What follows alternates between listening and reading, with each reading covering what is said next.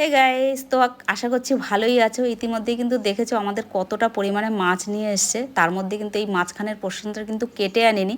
এটা কি ring piece করে আনবে না এরকম চিড়ে আনবে, তার জন্য কিন্তু কেটে নিয়ে আসিনি। মাছালাকে বলেছিল যে মাছটা ছাড়িয়ে দাও, বাড়িতে কেটে নেবো, যেহেতু আমাদের বড় বটি আছে।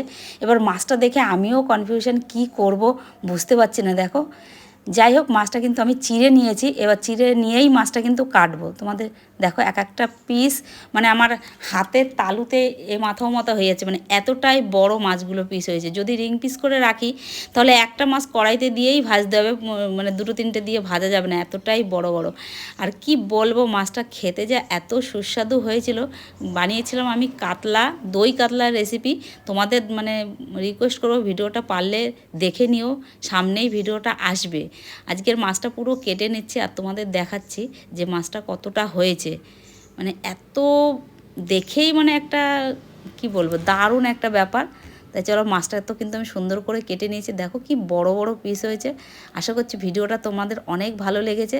তা আজকের মতন এইটুকুই, দেখা হচ্ছে নেক্সট ভিডিওতে। ততক্ষণ ভালো থাকবে, সুস্থ থাকবে, বাই বাই। আর নিজেদের খেয়াল তো অবশ্যই রাখবে।